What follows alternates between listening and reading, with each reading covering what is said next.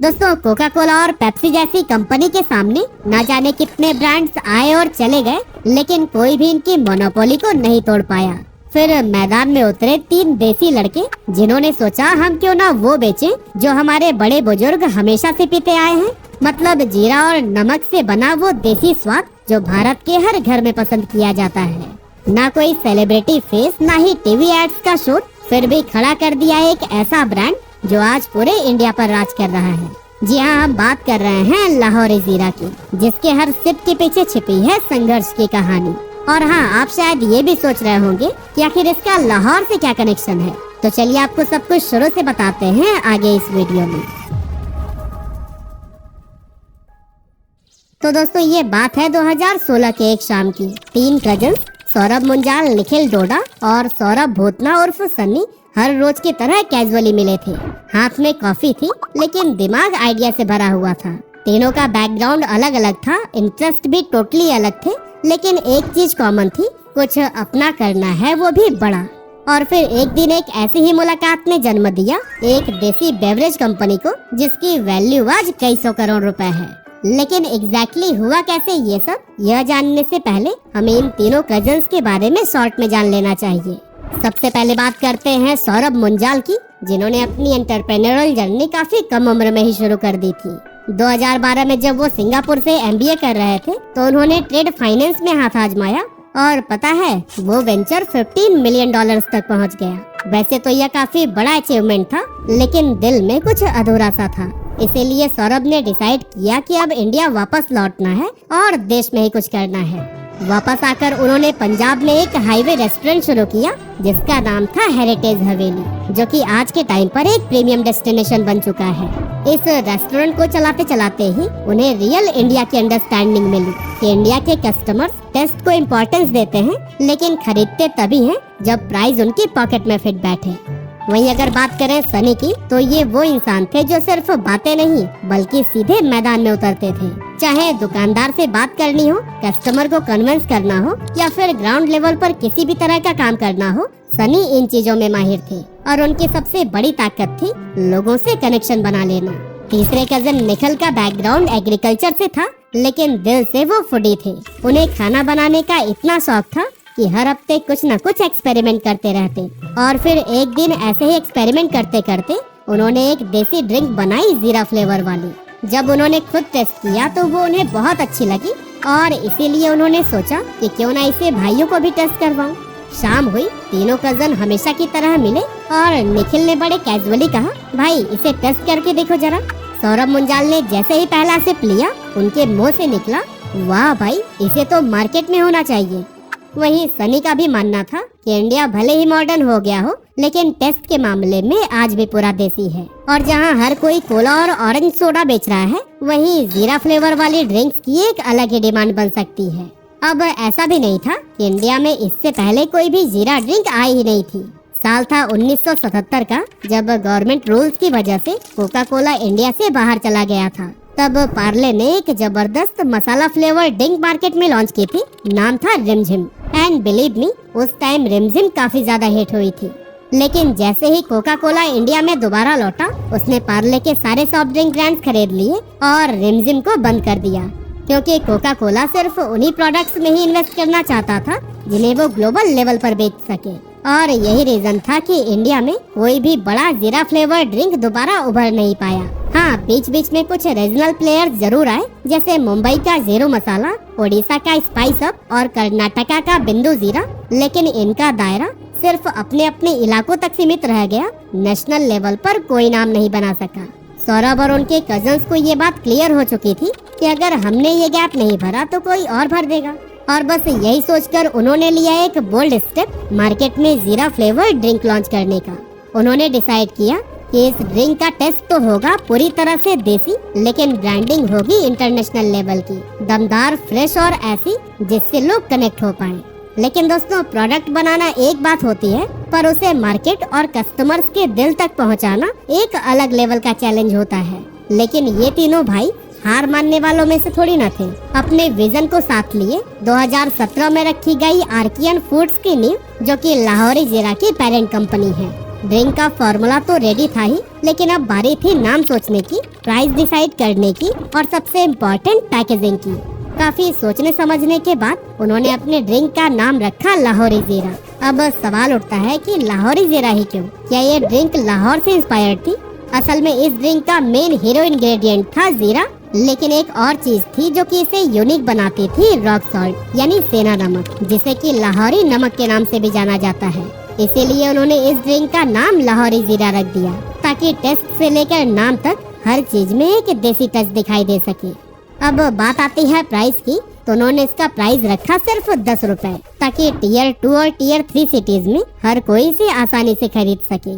इसके बाद से जब बारी आई ब्रांडिंग की, तो उन्होंने देखा कि मार्केट में जो लोकल जीरा सोडा थे उनमें से ज्यादातर अनब्रांडेड थे और उन सब की पैकेजिंग लगभग एक जैसी ही थी। यही वजह थी कि वो कभी भी एक मास ब्रांड नहीं बन पाए, क्योंकि उनमें ना तो कोई यूनिक आइडेंटिटी थी और ना ही ऐसी विजिबिलिटी जो कि उन्हें बड़ी मार्केट तक ले जा सके। लाहौरी जीरा ने इस गैप को समझा और अपने प्रोडक्ट को प्रीमियम दिखाने का फैसला किया, भले ही उसका प्राइस सिर्फ 10 रुपए ही क्यों न था। उन्होंने अपने लेबल डिजाइनिंग में यूज किया ब्लैक और गोल्ड का प्रीमियम कॉम्बिनेशन। फॉन्ट और लोगो भी ऐसा चुना जो कि क्लासी लगे, जिससे कि सेल्फ पर रखी बॉटल दूर से ही नजर आ जाए। लेकिन दोस्तों, एक सक्सेसफुल ब्रांड बनने के लिए सिर्फ अच्छा प्रोडक्ट, अच्छा डिजाइन और कैची नाम ही काफी नहीं होता। असली गेम तो वही शुरू होती है जब उस प्रोडक्ट को सही तरीके से मार्केट तक पहुंचाना होता है। और फिर ये जिम्मेदारी दी गई सौरभ भोतना को, जो कि ग्राउंड लेवल एक्सपर्ट थे। अब जब सौरभ ने लुधियाना के एक बड़े डिस्ट्रीब्यूटर से बात की, तो पहले तो सब कुछ नॉर्मल लगा, लेकिन आखिरी मोमेंट पर डिस्ट्रीब्यूटर ने एक कंडीशन रख दी, मैं एडवांस पेमेंट नहीं दूंगा, माल रख दो, अगर बिक गया तो ठीक, वरना वापस लेकर जाना। अब ये बिल्कुल टिपिकल मार्केट बिहेवियर था, जिसमें फंसकर कई सारे स्टार्टअप्स अपना भारी लॉस करा लेते हैं, क्योंकि कैश फ्लो किसी भी बिजनेस की जान होती है और अगर पैसा मार्केट में फंस जाए तो फिर बिजनेस मुश्किल में पड़ सकता है। ऐसे में लाहौरी जीरा के फाउंडर्स के पास में दो ऑप्शंस थे। पहला कि ये डिस्ट्रीब्यूटर की शर्त मानकर माल भेजें और पेमेंट का इंतजार करें, और दूसरा खुद रिटेलर्स और शॉपकीपर्स से डायरेक्ट कनेक्ट करें और अपने प्रोडक्ट को खुद मार्केट में पुश करें। लाहौरी जीरा के फाउंडर्स ने दूसरा रास्ता चुना। वो हर रिटेलर्स और दुकानदार से मिले, उन्हें सैंपल दिया, साथ में ड्रिंक टेस्ट भी कराई। इससे उन्हें कई तरह के फीडबैक्स मिले, जैसे कि किसी ने कहा कि कलर डल लग रहा है, किसी ने कहा स्वीटनेस बैलेंस नहीं है, तो फिर किसी को ड्रिंक में फिज कम लग रही थी। तीनों फाउंडर्स इन सभी फीडबैक्स को नोट करते रहते और फिर हर रोज रात को बैठकर एनालाइज करते कि अपने फार्मूला में क्या चेंजेस किए जाएं। इस तरह हर एक फीडबैक को सुनते समझते इम्प्रूव करते गए, जिससे कि लाहौरी जीरा का टेस्ट और भी बेहतर होता चला गया। रिटेलर्स को भी ये समझ आ गया था कि ये ड्रिंक तो मार्केट में चलने वाली है, इसीलिए अब वो खुद ही से कस्टमर्स को रिकमेंड करने लगे। और दोस्तों, जब दुकानदार ही पुश करने लगे तो फिर धीरे धीरे ये देसी मसालेदार ड्रिंक कस्टमर्स के दिल से कनेक्ट हो गई। और फिर एक दिन वही डिस्ट्रीब्यूटर जिसने पहले एडवांस देने से मना किया था, अब खुद कॉल करके बोला, भाई ऑर्डर भेज दो, इस बार एडवांस के साथ में। शुरुआत में लाहौरी जीरा ने एक स्मार्ट मूव लिया, कॉन्ट्रैक्ट मैन्युफैक्चरिंग। मतलब प्रोडक्ट तो उनका ही था, लेकिन उसे वो बनवा रहे थे एक थर्ड पार्टी मैन्युफैक्चरर से। अर्ली स्टेज पर यही स्ट्रेटेजी काफी काम आई, क्योंकि उनका पूरा फोकस था सिर्फ 3 चीजों पर, टेस्ट, ब्रांडिंग और डिस्ट्रीब्यूशन। मशीन सेटअप पर टाइम और पैसे इन्वेस्ट करने की बजाय उन्होंने मार्केट डिमांड पर फोकस किया। लेकिन जैसे जैसे ऑर्डर्स बढ़ने लगे, वैसे ही वैसे कॉन्ट्रैक्ट मैन्युफैक्चरिंग से काम चलना मुश्किल हो गया। ऐसे में फाउंडर्स को लगा कि अब उन्हें अपना खुद का प्लांट लगा ही लेना चाहिए, लेकिन ये इतना आसान नहीं था। सबसे पहले तो जमीन चाहिए थी, वो भी सही लोकेशन पर। फिर पोल्यूशन कंट्रोल से लेकर FSSAI तक हर तरह की कंप्लायंसेस और पेपर वर्क।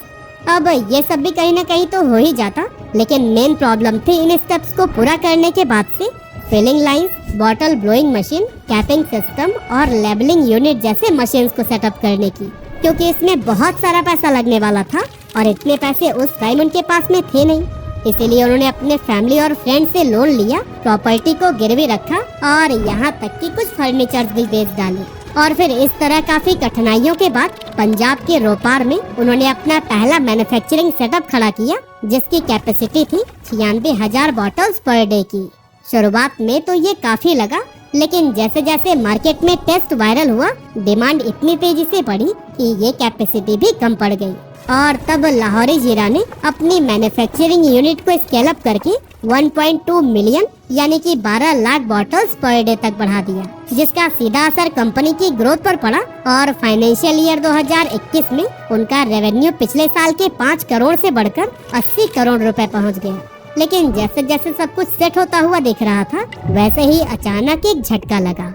साल 2021 में सरकार ने कार्बोनेटेड ड्रिंक्स पर टैक्स बढ़ा दिया सीधा 40% तक, 28% जीएसटी और 12% कंपनसेशन सेस।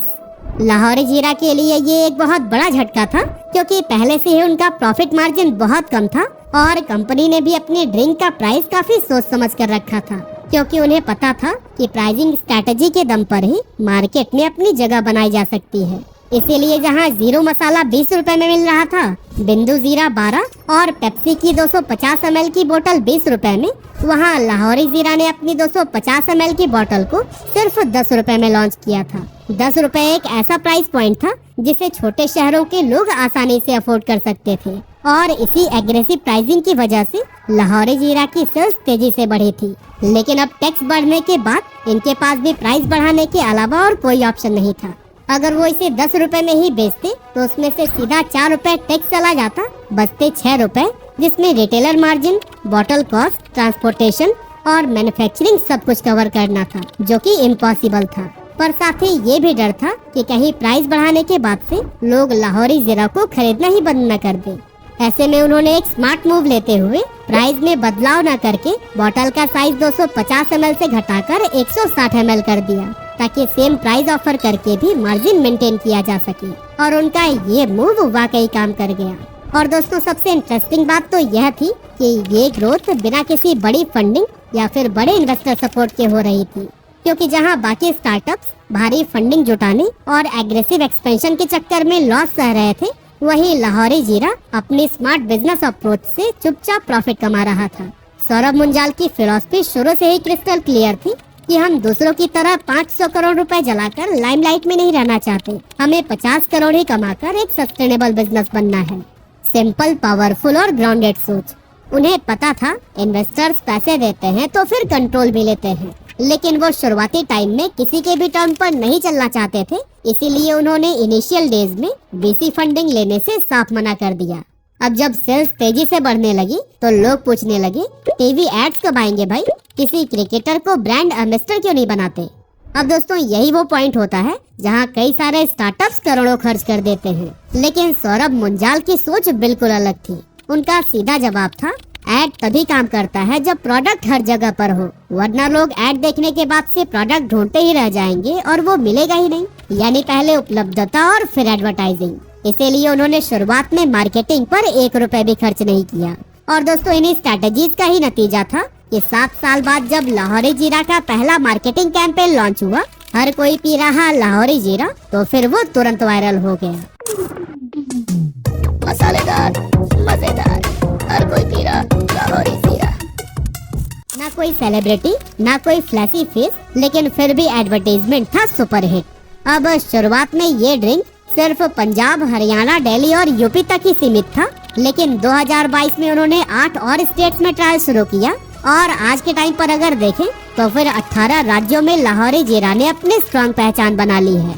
आज 2000 से ज्यादा डिस्ट्रीब्यूटर्स और 5 लाख रिटेल आउटलेट्स के जरिए लाहौरी जीरा तेजी से मार्केट को कैप्चर कर रहा है। इसकी डिमांड इतनी स्पीड से बढ़ रही है कि कंपनी रोजाना 50 लाख बॉटल्स बना रही है, फिर भी पीक सीजन में सप्लाई डिमांड के मुकाबले काफी कम पड़ जाती है। आज की अगर बात करें तो लाहौरी जीरा की फाइनेंशियल ग्रोथ भी ठीक उसी स्पीड से बढ़ रही है जैसे कि उसकी डिमांड।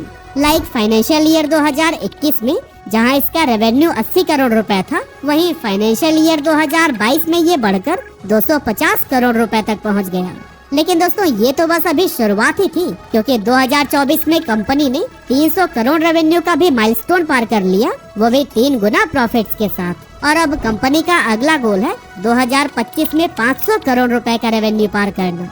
लास्ट में बस मैं यही कहना चाहता हूँ, 3 कजन्स, एक देसी आइडिया और 0 मार्केटिंग बजट, फिर भी आज लाहौरी जीरा हर दुकान, हर गली में दिखता है। क्योंकि जब प्रोडक्ट दिल से बना हो तो फिर वो सीधा कस्टमर्स के दिल तक ही पहुंचता है।